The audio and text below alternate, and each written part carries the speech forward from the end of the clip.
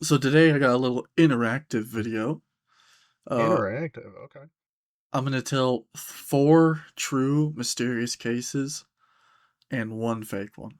Chase, you are going to be playing this game, and the commenters, I guess, will be playing as well until the end of the video.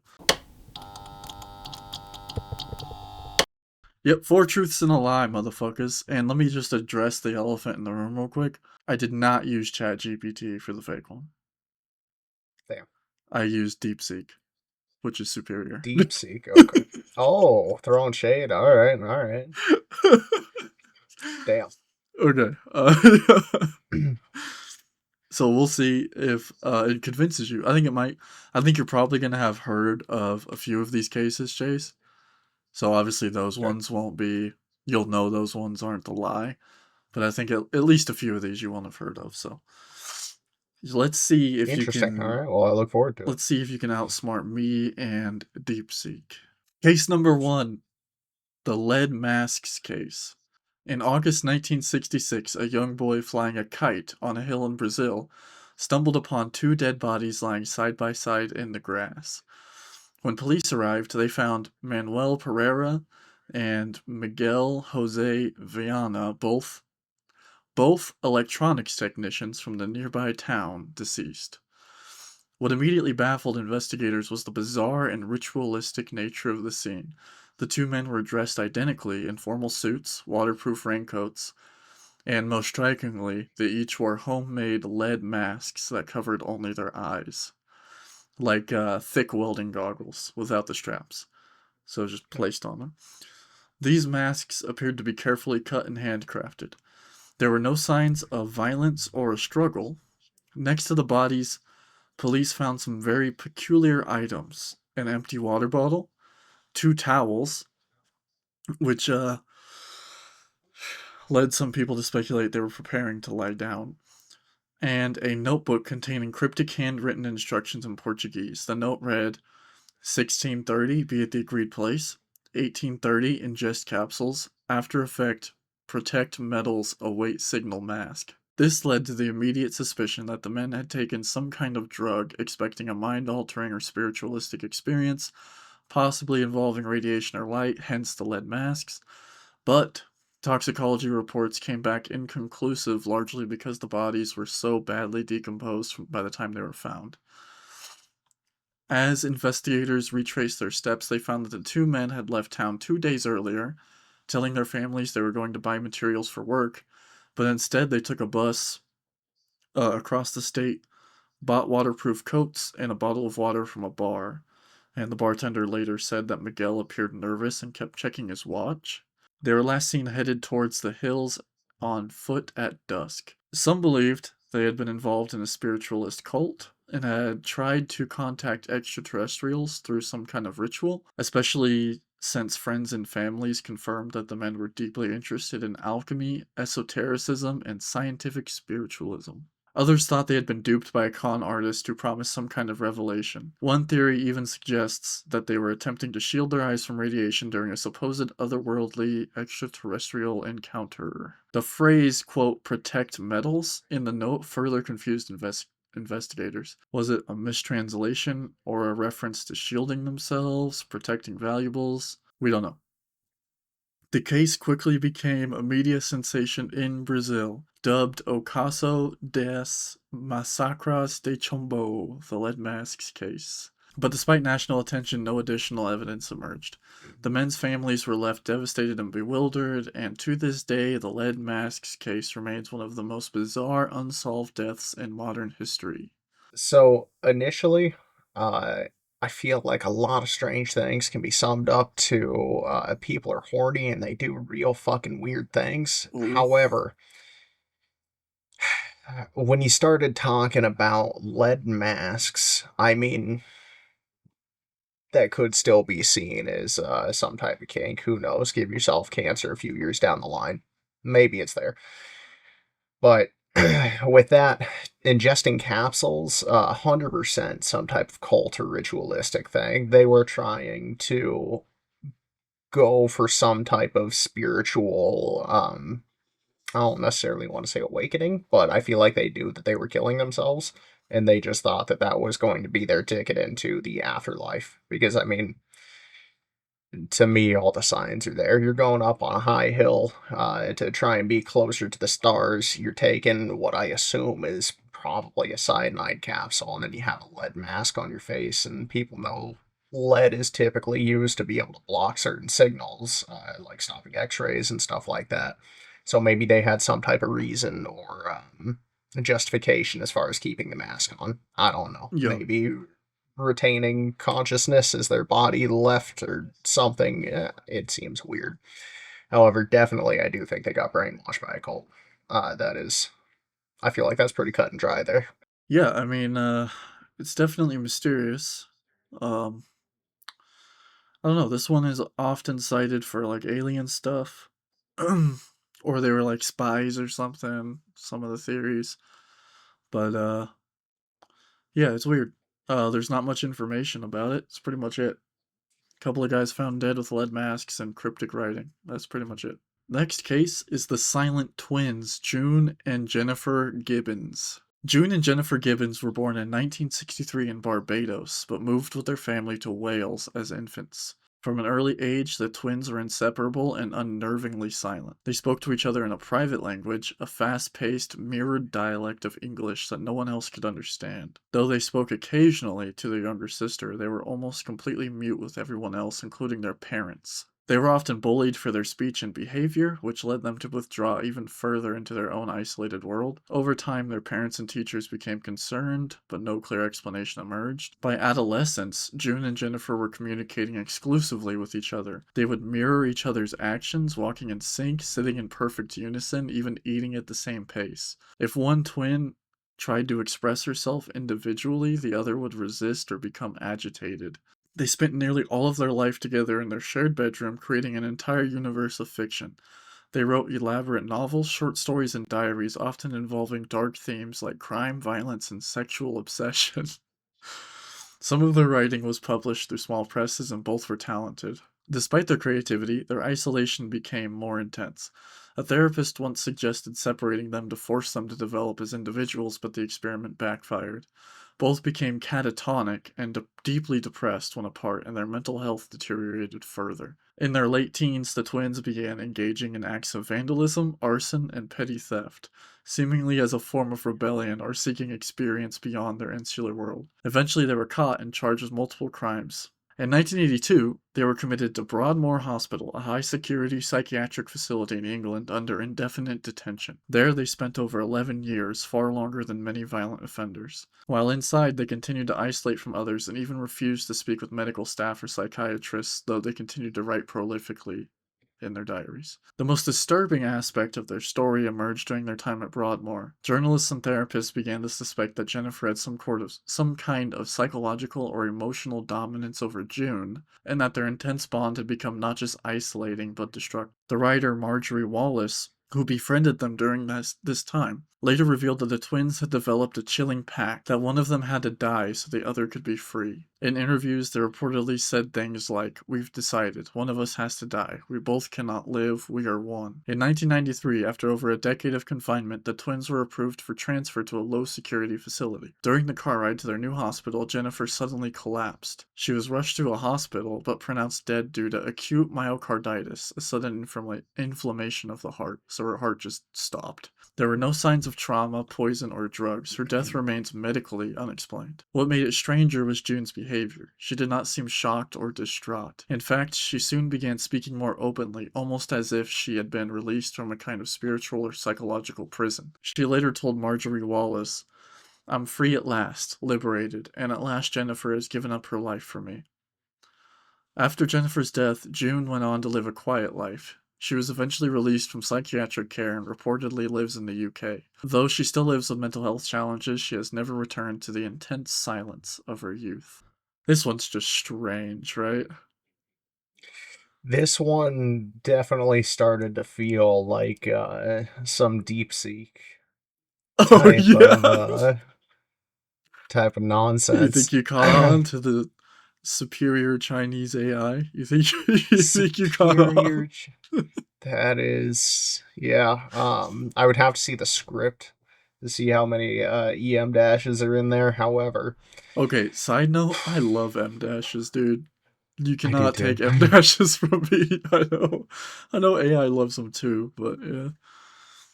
I don't know. This is an interesting one. I want to ask a couple questions. You were Shoot. saying that it sounded like this was earlier on in their youth. They wrote books before the time they were teenagers that were published. I Do we think have I the names of those books? no, we could probably find it. Maybe. I bet if you looked up books it'd be about the case. But I think they were published later once they became kind of famous. So yeah. Hmm. Like they were decent writings, but they weren't getting published just on their writing, I don't think. Where is Barbados in correlation to, I guess, the UK? Isn't it quite a ways south? Yeah, yeah. I think it's either an African island or a Caribbean island. I think it's a Caribbean island. I think. When you said Barbados, it made me think of the dude from Futurama. But besides that, Yeah, I think it's that a just Caribbean seems island. okay. Okay, why were they over in the UK then? If they have this many like mental health issues, when did they end up traveling abroad? That's a I good don't know. This question. is I where I'm don't kind of know. feeling like, it might be this might be some deep seek stuff going on. But then again, maybe I'm just poking too many holes. At least mentally, just throwing myself off. I mean, you can end up seeing it in some aspects, I suppose. There is definitely the twin phenomena that twins do have certain connections that other siblings just don't. Granted, I don't have a twin, so I can't really speak on that all that much. But to have it be when they were children, they were speaking in reverse English. Is that what you said? Mirrored diet. Yeah, so reverse English. Yeah. But why are they speaking English in Barbados? No, I think they do speak English in Barbados. That's one of the more common Yeah, yeah. languages. I guess Uh, English is pretty prevalent. I don't know. This story is just a little well, fishy to like, me. well, like, I think it's close to Jamaica, and they speak English in Jamaica, right? So Gotcha. I think it was an English colony. So I'm just saying. Well, am I defending it too much? We'll see. uh, This is interesting though. Yeah, I would be curious if this is true as far as what the books were and if they have any copies because well, sounds sounds interesting. okay, next case, the Yog Tze case, Yogtze case.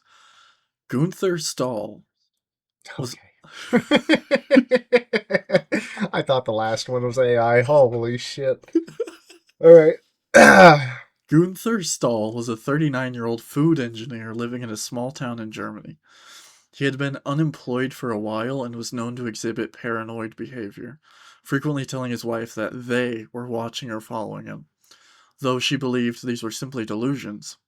On the night of October 25th, 1984, something strange happened to Gunther. That evening, Stahl, it's probably Stoll, I'm gonna say Stahl. Stahl was sitting alone in his kitchen when he suddenly shouted, "Now I've got it!" Then, seemingly out of nowhere, he scribbled down a cryptic six-letter sequence on a piece of paper, Yogg-See. He quickly crossed it out and seemed deeply disturbed. Nobody could make sense of the strange inscription or its meaning. What it represented, whether a code, an acronym, a license plate, or something else, remained a mystery. Shortly afterward, Stahl left his home in an agitated state. Hours later, he was found seriously injured by the side of a country road about 15 miles away from his home. His clothes were torn and he was lying next to his bicycle, but the circumstances of his injuries were bizarre and unexplained. He was taken to a hospital but died shortly after arrival. The real oddity began with the discovery of his body and belongings. Investigators found his bicycle and damaged clothes, but there were no clear signs of an accident that could explain the extent of his injuries. Moreover, witnesses reported seeing a strange vehicle nearby, possibly a car or van, but no one could identify who might have been involved or what had happened. Some accounts mention that Stahl appeared disoriented and confused before he collapsed. Over time, the case became legendary due to the cryptic note and the unexplained injuries and death. Theories ranged from secret government experiments and conspiracies to mental breakdowns or involvement in some unknown criminal activity.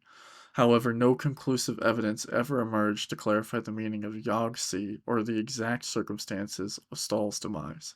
So, what do you think? That this is the Yogg-See case.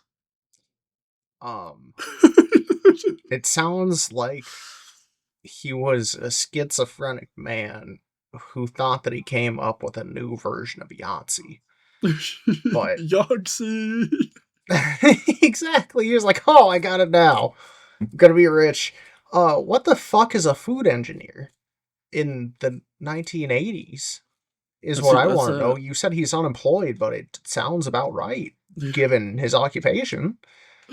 that's a I good mean, question. Maybe he was working on like GMOs at the time or something. maybe. But yeah, truth be told, this guy just sounds unfortunately like he had some type of mental illness and maybe he was just progressively becoming more unwell. How do we know about the note if he scribbled it out? Was it just not scribbled enough? Yeah, I think it wasn't scribbled enough. He just Oh, crossed it okay. out, it says. Gotcha. Okay. Yeah, I don't really know. What do you think about that one? This one's weird. I think he was probably schizophrenic. And after he left the hospital, it's just like another episode happened and he crashed. I mean, but that's a lot of weird cases of missing people. Is a lot of them, I think, are just losing your mind and going somewhere nobody would ever think to find you. Unfortunately, yeah. The next case is the Nunavut signal. I think that's how you pronounce that.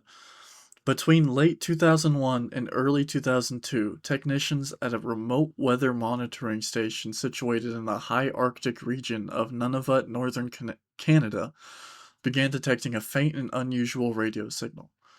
The signal was distinctive in that it was repetitive, transmitted on a frequency typically reserved for scientific and meteorological data, and showed a pattern that did not match any known natural or man made broadcasts.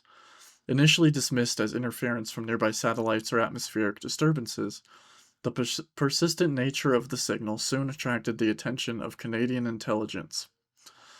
In response, a joint task force comprising communications experts, military personnel, and researchers were assembled to investigate the source of the transmissions. Efforts to triangulate the signal's origin were complicated by frequent equipment malfunctions and inexplicable data corruption that seemed to coincide with attempts to analyze the frequency. Several times, technicians reported their instruments failing without clear technical cause during signal detection. These technical anomalies only deepened the mystery as they prevented definitive tracking or decoding of the transmission. Throughout the year-long period during which the signal was observed, no confirmed explanation emerged. Some analysts speculated that the signal could be a form of covert military communication or an experimental scientific transmission from an unknown facility, while others considered more unconventional theories such as plasma events or even extraterrestrial sources. However, without further evidence or confirmation, all hypotheses remained speculative. What remained undeniable was that the signal was real, deliberate, and unlike any previously documented transmission in the region. This is northern Canada. It's like the Arctic Circle. Mhm. Then, as suddenly as it had appeared, the silent signal ceased in mid 2002 without any warning or trace. Following its disappearance, monitoring equipment returned to normal, and no further anomalous transmissions were detected in the area. Official reports on the investigation remain classified, with only limited details made public. This lack of transparency has fueled ongoing debate among researchers and enthusiasts, making the silent signal one of the most enduring and enigmatic mysteries in recent Canadian history. This one's creepy. It reminds me of The Thing, just the Arctic Circle part of it. And then I don't know if have you heard of number stations? Yeah, you're talking about the radio stations that just will start sending out like random numbers right over. Normally it's static, but Yeah, then they'll just pick up and start shooting off numbers, right? yeah, yeah.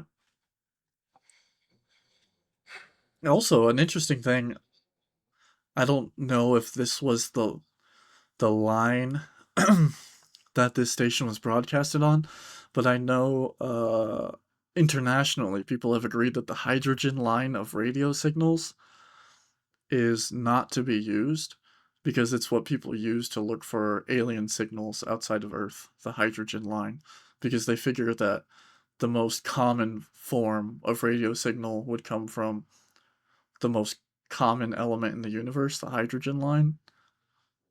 Hmm. So that's just an aside that I think is pretty cool that people don't use the hydrogen line for that reason. And that's separate from the actual like radio frequency that this was broadcasted on. I don't know what frequency this was broadcasted on. I should have Oh, looked. okay. I don't think it was the hydrogen line, or it probably would have said because that would add to the mystery. That So is probably pretty not cool that. though. I didn't know Yeah. about that. Um, I don't know. Initially, I was thinking that it could just be something that traveled from deep space. And then, I mean, shit, with how big the universe is, it wouldn't surprise me if there was a radio signal that lasted for a year with just how much that got sent out or how much energy that got sent out. Yeah. But equipment malfunctions when examining the signal, right? Or trying to decode it. Yeah. I wonder if there's some type of electrical equivalent of, when you hit a certain vibration, and shit can just start falling apart. Yeah. Are you familiar with that? Yeah, I wonder if, as far as the frequencies go for electronics and stuff like that, if there is just a certain frequency or pattern or something like that that could be hit that would cause electronic damage, or make it where it is like this, nearly impossible to actually go and decode that. But if it's not something natural, then it definitely seems like it might be an alien leading thing, which would be really cool. Um, Yeah. this is weird though. This is weird, and I Yeah. really wish that there's more information put out on this. I don't think that this one's fake. I'm just gonna go out and say it. This this seems too real to be fake. I don't know. There's a lot of Yeah. weird things. You got any other thoughts on this one though? Like when you were looking it up, Um. did you think anything felt kind of off or what? No, this wasn't. There's not a lot of information on this one. There's just a weird signal that they couldn't figure out, and then it disappeared. I think a lot of people are assuming it's like spy, like a numbers station, like a spy thing. I think that's what a lot of people are thinking. But again, yeah, the weird corruption of equipment is strange. Although that is a good idea because if you could have a frequency that did mess up people who were trying to intercept the signal, that would be quite the leap, I feel like, in technology for like the number stations, like you were saying. The Yeah. vibration, maybe there's a frequency that you would have to have a special thing to pick up because that would be Mhm. it could also just be like the CIA testing out something new on Canada, which I'm positive they've done before. That would absolutely check out. Yeah. All right, our last case we have today, and reminder, either this one or one of them before was fake. And play along, tell us in the comments if you figured out which one was fake before I reveal it. This one is called The Ghost Blimp. In the summer of 1942, during World War II, the U.S. Navy launched a routine anti submarine patrol over the waters off the coast of California using a K class blimp named L 8. The blimp was piloted by Lieutenant Ernest DeWitt Cody and Ensign Charles Adams, tasked with spotting Japanese submarines threatening the American coastline. After taking off from Treasure Island in San Francisco Bay, the L 8 soon reported no signs of enemy activity and continued its patrol as planned. However, what followed would become one of the most puzzling aviation mysteries of the era. Several hours into the mission, the L-8 returned completely unmanned, drifting silently over the shoreline near Daly City. The blimp was spotted by civilians and military personnel alike as it slowly floated and then crashed onto a beach, with no crew aboard. Search parties combed the area and the surrounding ocean but found no trace of Lieutenant Cody or Adams. The blimp itself was intact with engines running and radio equipment functional, but the crew had vanished without any clear explanation.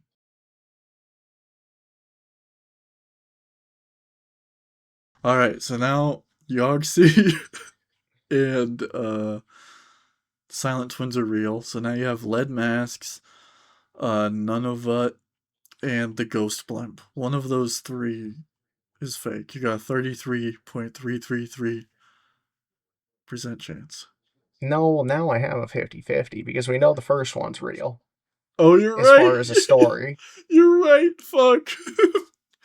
You got a 50-50, the blimp or the Nunavut, which, to be fair, Dude, I it feel has to be like- the blimp. It has to be the blimp. Wait. Let me say what I'm gonna say. To be fair, you did think those, other than the one you knew, you were like, these two have to be real. They're believable enough, which is the crazy thing, right? But then again, I was like, well, if you're gonna make up a story, you might as well just take a real one and change it ever so slightly, so then you could dub it fake, right? Like there Yeah, I are wouldn't do plenty that, of ghost though. ships and ghost blimps, yeah, but the AI is going to. Oh. So then you get a signal that comes in from deep space. Oh, we have heard that before. Granted, it wasn't that signal. Instead of 69.420, it was 420.69. Haha, gotcha. So All right, man. then This at is that either a dub or an L for you right here because you already honestly, knew Lead Masks. it feels like an L through and through, but I'm gonna have to say the blimp. It was too short and sweet in that case. So you're locking in blimp. I'm gonna lock in the blimp It's real. because I really want. Fuck! For real, none of these nuts, huh? None of these nuts were real. It's none Fuck. of that. I'll tell you why I feel like none of it wasn't cheating. Because it wasn't like something with just details tweaked, is because nobody's ever found like a frequency that like caused equipment malfunction and shit like that. That's totally paranormal fiction. Is it though? Yeah. It is, man. That's like what happens when you are searching for ghosts and shit. It's like, oh, my camera died. There's a ghost here. It's like, I don't think that stuff actually happens for tracking signals. I don't think it can, because I think it's like it's a pretty locked in science at this point. But anyways, yeah,